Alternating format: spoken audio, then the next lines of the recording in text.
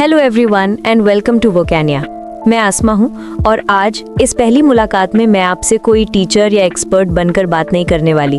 आज मैं आपसे एक दोस्त की तरह बात करूंगी, एक ऐसी दोस्त जो आपकी उस सफ़र को जानती है जिस पर आप अभी चल रहे हैं, एक ऐसी दोस्त जो आपकी सबसे बड़ी, सबसे अंदर की प्रॉब्लम को ना सिर्फ जानती है बल्कि उसे महसूस भी कर चुकी है। क्योंकि जो प्रॉब्लम आज आपको इंग्लिश बोलने से रोकती है, वही प्रॉब्लम सालों तक मेरी जिंदगी का हिस्सा थी। मैं बात करने वाली हूँ उस एक एहसास के बारे में, उस एक चुभन के बारे में जो हर इंग्लिश लर्नर के दिल में कहीं ना कहीं जरूर होती है। आंखें बंद करके एक पल के लिए सोचिए, क्या आपके साथ कभी ऐसा हुआ है? आप एक इम्पोर्टेंट ऑफिस मीटिंग में बैठे हैं, आपका बॉस, आपके कोलीग्स, सब लोग इंग्लिश में आराम से बात कर रहे हैं, आइडियाज डिस्कस कर रहे हैं और आप सब कुछ समझ रहे हैं। एक एक लफ्ज आपके दिमाग में जा रहा है। आपके पास भी एक ब्रिलियंट आइडिया है, एक वैलिड पॉइंट है जो आप रखना चाहते हैं। आपके अंदर से एक आवाज आती है, बोलो, ये सही मौका है। लेकिन जैसे ही आप बोलने के लिए मुंह खोलने वाले होते हैं, अचानक सब कुछ अजीब हो जाता है। आपका गला सूख जाता है, दिल तेजी से धड़कने लगता है और आपके दिमाग में जो साफ सुथरा सेंटेंस था वो टूटकर बिखर जाता है। आप सोचने लगते हैं, सही अल्फाज का इस्तेमाल करूंगा ना, ग्रामर ठीक होगी, मेरा एक्सेंट अजीब तो नहीं लगेगा। और इस सोच विचार में वो पल हाथ से निकल जाता है। कॉन्वर्सेशन आगे बढ़ जाती है और आप एक बार फिर चुप रह जाते हैं। आपको ऐसा लगता है जैसे आप उस कमरे में होते हुए भी वहां नहीं हैं, इनविजिबल। या फिर वो सिचुएशन, आप अपने दोस्तों के ग्रुप में हैं या किसी पार्टी में, कोई आपसे आकर इंग्लिश में एक सिंपल सा सवाल पूछता है। आप हिम्मत जुटाकर जवाब देना शुरू करते हैं और पहले ही सेंटेंस में आपसे एक छोटी सी गलती हो जाती है। शायद ही के साथ डू बोल दिया या इज की जगह आर निकल गया। एक मामूली सी गलती जिसे शायद सामने वाले ने नोटिस भी ना किया हो, लेकिन आपके लिए वो एक भूकंप जैसा होता है। उसी वक्त आपका सारा कॉन्फिडेंस जो आपने बड़ी मुश्किल से इकट्ठा किया था, शीशे की तरह चकनाचूर हो जाता है। आपका चेहरा गर्म होने लगता है, कानों में सीटी सी बजने लगती है और आपके दिमाग में एक ही आवाज चीखने लगती है, मैंने गलत बोल दिया। सब हंस रहे होंगे, सब सोच रहे होंगे कि मुझे इंग्लिश नहीं आती। इस डर के आगे आप बाकी की बातचीत बस यस, नो, ओके में निकाल देते हैं और जल्दी से वहां से निकलने का रास्ता ढूंढते हैं। और हाँ, वो सबसे कॉमन, सबसे ज्यादा फ्रस्ट्रेटिंग एक्सपीरियंस, जब कोई नेटिव स्पीकर या कोई बहुत फ्लुएंट इंसान आपसे फास्ट इंग्लिश में बात करता है। ऐसा लगता है जैसे एक बुलेट ट्रेन आपके कानों के पास से गुजर गई हो और आप बस हवा का झोंका महसूस कर पाए। आपको कुछ कुछ अल्फाज समझ आते हैं, मीटिंग, टुमारो, इम्पोर्टेंट, लेकिन पूरा मतलब साफ नहीं होता। सब कुछ आपस में मिक्स लगता है, जैसे एक साथ 10 गाने चल रहे हैं। और बेहतर दिखने के लिए आप बस सिर हिला देते हैं और एक झूठी मुस्कान के साथ कहते हैं या ऑफ कोर्स, जबकि अंदर ही अंदर आप परेशान होते हैं कि कहीं मैंने किसी ऐसी चीज के लिए हाँ तो नहीं बोल दिया जो मुझे नहीं करनी थी। अगर इनमें से किसी भी सिचुएशन ने, किसी भी फीलिंग ने आपके दिल को छुआ है, तो मेरी बात ध्यान से सुनिए।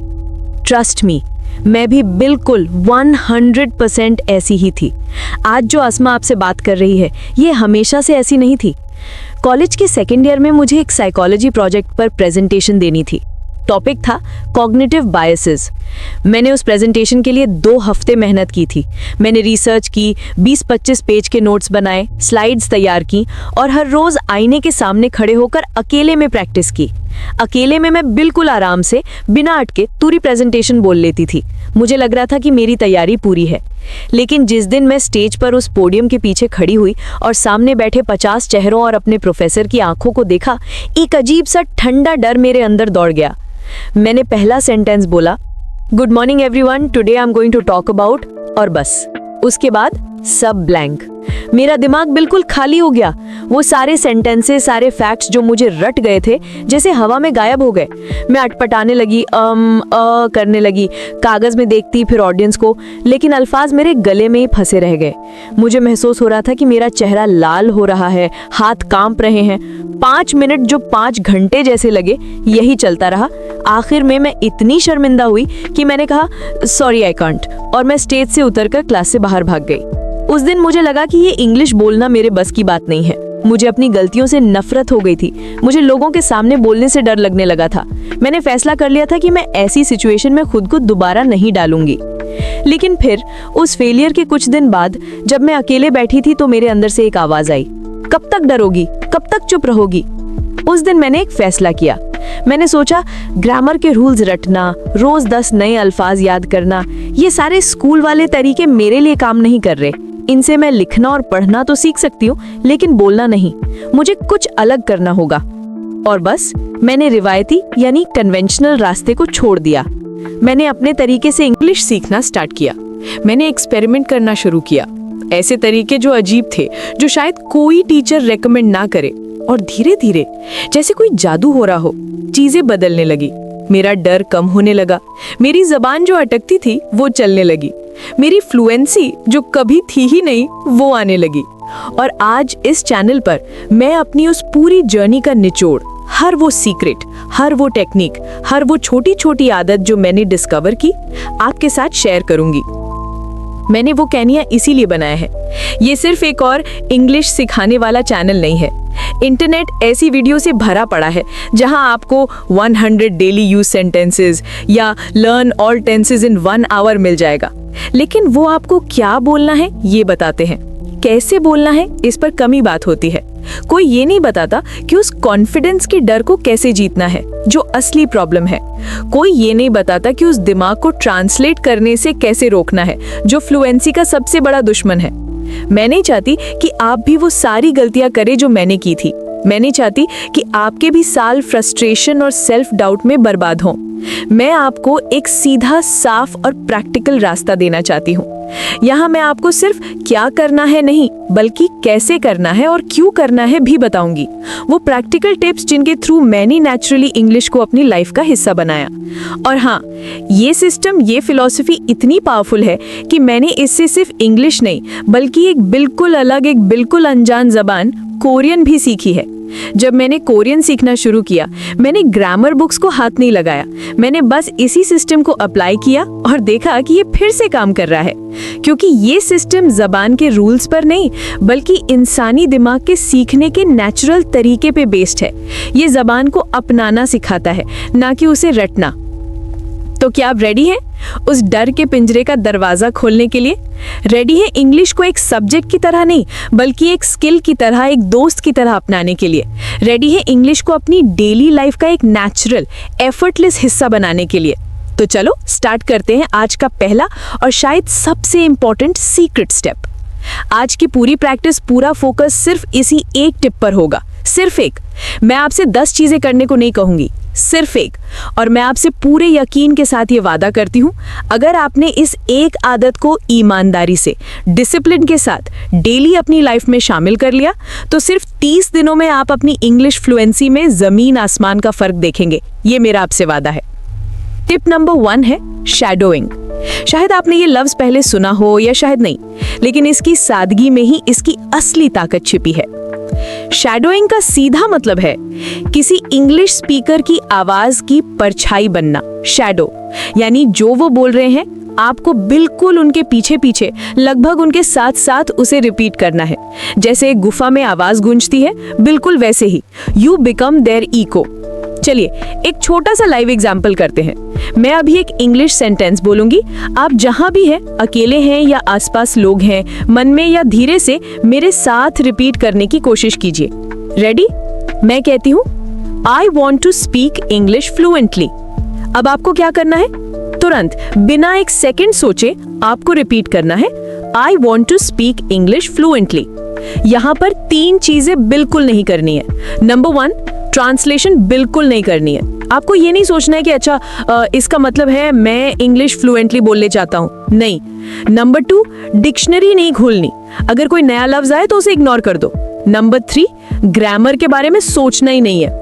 आपका काम बस एक है, उस स्पीकर के रिदम को, उसके उतार चढ़ाव, इंटोनेशन को, उसकी स्पीड को और उसके बोलने के अंदाज यानी प्रोनाउंसिएशन को एक एक्टर की तरह कॉपी करना है। आप एक रोल प्ले कर रहे हैं जिसमें आप एक फ्लुएंट इंग्लिश स्पीकर हैं। अब आपके दिमाग में सबसे पहला सवाल आएगा कि ये तो बस नकल करना हुआ, इससे इंग्लिश आएगी कैसे? ये तो बच्चों जैसा खेल है। और मेरा जवाब है हाँ, ये बच्चों जैसा ही खेल है और बच्चे जैसे जबान सीखते हैं, वही सबसे नेचुरल और पावरफुल तरीका है। इस नकल के पीछे 3 बहुत ही पावरफुल साइंटिफिक रीजंस हैं जो आपकी इंग्लिश सीखने की स्पीड को 10 गुना बढ़ा देंगे। Reason number 1, it builds muscle memory for your mouth. आपकी जबान, आपके होंठ, आपका जबड़ा, आपके गाल, ये सब मसल्स हैं। और जैसे क्रिकेट खेलने के लिए आपके हाथों को, दौड़ने के लिए आपके पैरों को प्रैक्टिस चाहिए, वैसे ही इंग्लिश के साउंड्स निकालने के लिए आपके माउथ मसल्स को ट्रेनिंग चाहिए। हिंदी और इंग्लिश के साउंड्स बहुत अलग हैं। हमारी जबान को वी और डब्ल्यू में फर्क करना नहीं सिखाया गया। इंग्लिश में थ जैसे साउंड्स हैं जो हिंदी में एग्जिस्ट ही नहीं करते। जब आप शैडोइंग करते हैं तो आप अपने माउथ मसल्स को जिम ले जा रहे हैं। आप उन्हें थ, आर, वी और उन तमाम साउंड्स को आराम से बिना सोचे समझे निकालने की आदत डाल रहे हैं। शुरू में आपकी जबान लड़खड़ाएगी, जैसे पहली बार साइकिल चलाते हुए पैर कांपते हैं, लेकिन धीरे धीरे प्रैक्टिस के साथ आपकी जबान इंग्लिश बोलने में फिट और कंफर्टेबल हो जाएगी। वो अटकेगी नहीं, फिसलेगी नहीं, बल्कि नेचुरली फ्लो करेगी। Reason number 2, it bypasses the translation trap and rewires your brain। हम साउथ एशियंस की इंग्लिश ना बोल पाने की सबसे बड़ी वजह है ट्रांसलेशन ट्रैप। हमारा दिमाग कैसे काम करता है? स्टेप 1, हम पहले अपनी मातृभाषा हिंदी, बंगाली, मराठी इसमें सोचते हैं। स्टेप 2, फिर उस सेंटेंस को दिमाग में इंग्लिश में ट्रांसलेट करते हैं। स्टेप 3, फिर हम ग्रामर के रूल्स चेक करते हैं कि टेंस सही है ना, प्रेपोजिशन ठीक है ना। स्टेप 4, इतना सब करने के बाद हम बोलने की कोशिश करते हैं। इस 4 स्टेप प्रोसेस में इतना टाइम और मेंटल एनर्जी लग जाती है कि कन्वर्सेशन आगे निकल जाती है और हम पीछे रह जाते हैं। शैडोइंग इस पूरे प्रोसेस को, इस पूरे जाल को काट देता है। जब आप सुनते ही तुरंत बोलते हो तो आपके पास ट्रांसलेट करने का, ग्रामर चेक करने का टाइम ही नहीं होता है। आप अपने ब्रेन को एक नया शॉर्टकट रास्ता दे रहे हो। आप उसे आदत डाल रहे हो English sound in, English sound out. इससे आपके दिमाग में एक नया डायरेक्ट न्यूरल पाथवे बनता है, एक English to English super highway, जहां ट्रांसलेशन की कोई रेड लाइट नहीं है, कोई ट्रैफिक जाम नहीं है। धीरे धीरे आपका ब्रेन डायरेक्टली इंग्लिश में पैटर्न्स को पहचानना और रिप्रोड्यूस करना सीख जाता है। Reason number 3, you internalise the music of English. जबान सिर्फ अल्फाज और ग्रामर का कलेक्शन नहीं है, जबान एक म्यूजिक है। हर जबान का अपना एक रिदम, अपनी एक मेलोडी, जिसे हम इंटोनेशन कहते हैं। कहाँ आवाज ऊपर जाती है जब आप सवाल पूछते हैं, कहाँ आवाज नीचे आती है जब आप स्टेटमेंट देते हैं, किन अल्फाज पर जोर दिया जाता है, स्ट्रेस, और कैसे अल्फाज आपस में जुड़कर बोले जाते हैं, कनेक्टेड स्पीच। ये चीजें आपको दुनिया की कोई ग्रामर बुक नहीं सिखा सकती। ये सिर्फ सुनकर, महसूस करके और कॉपी करके ही आती हैं। शैडोइंग आपको इंग्लिश का फील और फ्लो सिखाता है। इससे आप रोबोटिक नहीं, बल्कि एक नेचुरल स्पीकर की तरह साउंड करते हैं। आप सीखते हैं व्हाट आर यू डूइंग को व्हाट यू डूइंग की तरह नेचुरली कैसे बोलना है। मैं जब इंग्लिश सीख रही थी और उस प्रेजेंटेशन वाले फेलियर के बाद जब मैंने ये टेक्निक डिस्कवर की, तो मैंने इसे एक चैलेंज की तरह लिया। मैंने तय किया, मैं हर रोज चाहे कुछ हो जाए बस 5 मिनट शैडोइंग करूंगी। कभी सुबह चाय बनाते हुए किचन में ईयरफोन लगाकर मैं एक अमेरिकन टॉक शो होस्ट की आवाज को शैडो करती। कभी शाम को पार्क में वॉक करते हुए मैं एक ऑडियो बुक सुनती और उसके नरेटर के साथ साथ बोलती। शुरू में सच कहूं तो बहुत अजीब और मुश्किल था। स्पीकर 4 अल्फाज बोलता तो मैं 2 ही पकड़ पाती। मेरी आवाज और स्पीकर की आवाज में कोई मेल नहीं था, लेकिन मैंने हिम्मत नहीं हारी। मैंने परफेक्शन पे फोकस नहीं किया, मैंने प्रोसेस पे फोकस किया। और यकीन मानिए 15-20 दिन के बाद मैंने एक जादू सा महसूस किया। मैं अपने दोस्तों से बात कर रही थी और मेरे मुंह से कुछ इंग्लिश के सेंटेंसेस बिल्कुल नेचुरली, बिना सोचे निकल गए। जिन अल्फाज को बोलने में मेरी जबान हमेशा लड़खड़ाती थी, वो आसानी से निकलने लगे। मेरे बोलने में एक फ्लो आने लगा। तब मुझे एहसास हुआ कि वो रोज के 5 मिनट का माउथ जिम काम कर रहा था।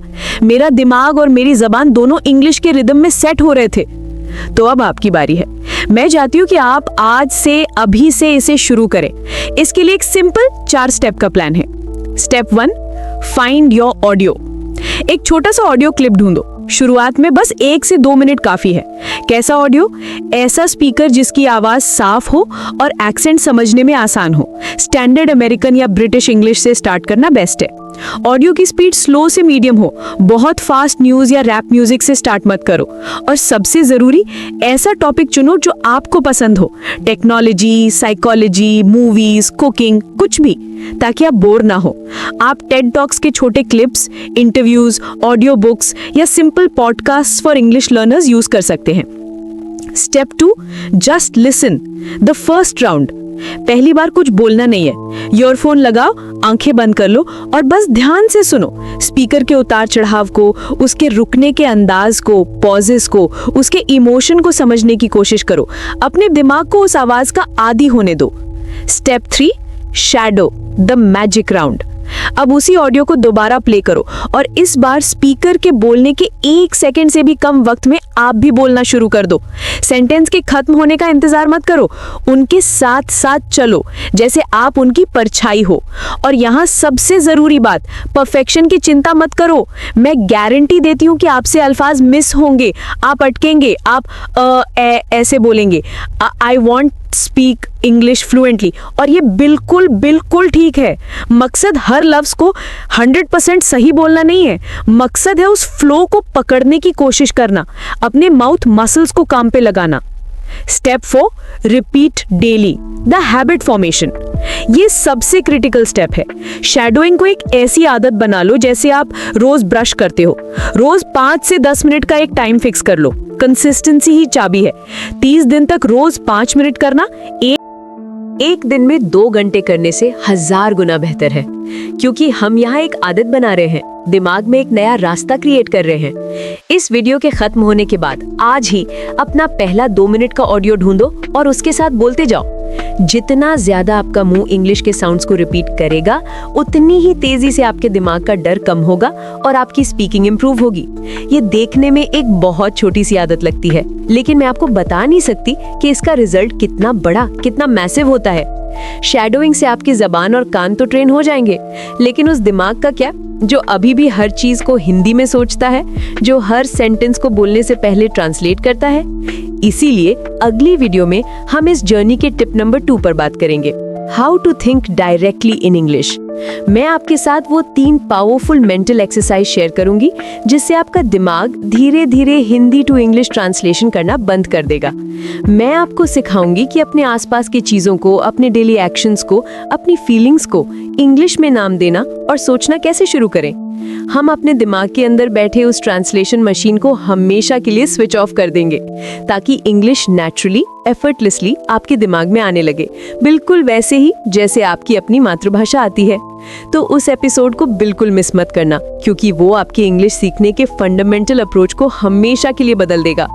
अगर आपको आज का ये दिल से किया हुआ एपिसोड पसंद आया, अगर आपको लगा कि हाँ, ये मेरी ही कहानी है और मुझे यहाँ से एक रास्ता मिल सकता है, तो इस वीडियो को एक लाइक जरूर देना, चैनल को सब्सक्राइब करो और वो जो घंटी वाला आइकन है ना, उसे जरूर प्रेस कर दो, क्योंकि ये सिर्फ एक इंग्लिश क्लास नहीं है, ये है वोकैनिया फैमिली, एक ऐसी कम्युनिटी, एक ऐसा परिवार जहां हम सब एक जैसे सफर पर हैं, जहां हम एक दूसरे को जज नहीं करेंगे बल्कि सपोर्ट करेंगे, मोटिवेट करेंगे और मिलकर आगे बढ़ेंगे। यहाँ हम सीखते हैं इंग्लिश को फील करना, ना कि सिर्फ उसके रूल्स को रटना। और हाँ, जाते जाते मेरे लिए एक छोटा सा काम जरूर करना, नीचे कमेंट सेक्शन में मुझे पूरी ईमानदारी से बताओ, आपको इंग्लिश सीखने में सबसे ज्यादा, सबसे बड़ी प्रॉब्लम किस चीज में होती है? क्या वो ग्रामर के रूल्स हैं जो आपको हमेशा कंफ्यूज करते हैं? क्या वो प्रोनाउंसिएशन है जिसमें आपको हमेशा डर लगता है कि आप गलत बोल रहे हो? क्या वो वोकैबुलरी है कि सही वक्त पर सही लफ्ज याद नहीं आता? या फिर वो कॉन्फिडेंस है जो सब कुछ आते हुए भी आपको बोलने की इजाजत नहीं देता? जो भी है, चाहे कितना भी छोटा या बड़ा डर हो, लिख दो, अपने दिल की बात लिख दो। आपका हर एक कमेंट मैं पर्सनली पढ़ती हूँ। आपके कमेंट्स डेटा नहीं, मेरे लिए कहानियां हैं। उन्हें पढ़कर ही मैं नेक्स्ट वीडियो में उसका real, practical, no nonsense solution ला सकूंगी जो आपकी ही प्रॉब्लम को एड्रेस करे। हमेशा याद रखना, इस सफर में, इस स्ट्रगल में आप अकेले नहीं हो, मैं हूं ना। मिलते हैं वोकैनिया के अगले एपिसोड में, जहां हर एपिसोड आपके इंग्लिश को और आपके कॉन्फिडेंस को एक नए लेवल पर ले